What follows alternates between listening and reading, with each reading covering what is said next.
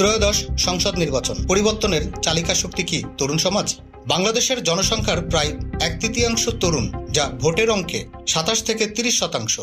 আগামী ত্রয়োদশ জাতীয় সংসদ নির্বাচনকে সামনে রেখে এই তরুণ জনগোষ্ঠীকে ঘিরেই আবর্তিত হচ্ছে রাজনীতির বড় সমীকরণ। ভোটার তালিকায় নতুন যুক্ত হওয়া তরুণদের অংশগ্রহণ, তাদের প্রত্যাশা আর রাজনৈতিক সচেতনতা সব মিলিয়ে প্রশ্ন উঠেছে, আসন্ন নির্বাচনে তরুণদের ভূমিকা কেমন হতে পারে। বিশেষজ্ঞদের মতে স্বাধীনতার পর বাংলাদেশের কোনো নির্বাচনেই তরুণ ভোটারদের প্রভাব এতটা গুরুত্বপূর্ণ হয়ে ওঠেনি যতটা এবার। কর্মসংস্থান, দ্রব্যমূল্য, ডিজিটাল নিরাপত্তা, শিক্ষা ও সুশাসন, এই বিষয়গুলোই তরুণদের ভোটের সিদ্ধান্তে বড় ভূমিকা রাখছে।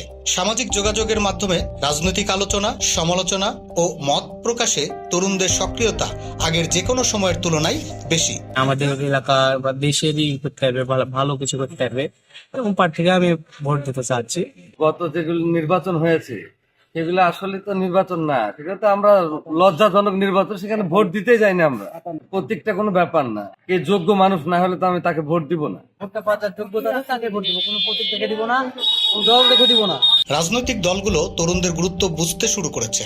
নির্বাচনী ইস্তেহারে তরুণ বান্ধব কর্মসূচি, সামাজিক যোগাযোগ মাধ্যমে প্রচারণা এবং তরুণদের সামনে আনার কৌশল সবই লক্ষ্য করা যাচ্ছে। তবে বিশ্লেষকদের মতে তরুণদের শুধু ভোট ব্যাংক হিসেবে নয়, রাজনীতির অংশীদার হিসেবে দেখাই হবে বড় চ্যালেঞ্জ। রাজনৈতিক বিশ্লেষকেরা বলছেন, এই নির্বাচনে তরুণদের ভোটই ফল নির্ধারণে গুরুত্বপূর্ণ ভূমিকা রাখতে পারে। তবে তা নির্ভর করবে তারা কতটা সচেতনভাবে ভোটাধিকার প্রয়োগ করবে তার উপর। তবে তরুণদের ভূমিকা নিয়ে রয়েছে কিছু শঙ্কাও। রাজনৈতিক সহিংসতা, ভোট কেন্দ্রের নিরাপত্তা, ভুয়া তথ্য ও অপপ্রচার, এসব কারণে অনেক তরুণ ভোটার আগ্রহ হারাতে পারেন বলে আশঙ্কা করা হচ্ছে। পাশাপাশি রাজনৈতিক মেরুকরণ তরুণ সমাজকে বিভক্ত করার ঝুঁকিও রয়েছে।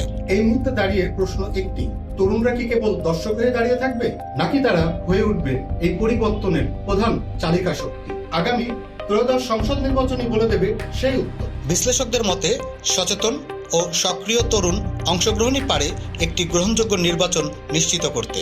তাই তরুণদের ভূমিকা শুধু ভোট দেওয়া নয়, বরং গণতান্ত্রিক সংস্কৃতি রক্ষার দায়িত্ব নেওয়ারও। অপেক্ষা এখন নির্বাচন দিনের, যেখানে তরুণরাই হতে পারে সবচেয়ে বড় ফ্যাক্টর। রুহুল আমিন, ইনফিনিটি বাংলা।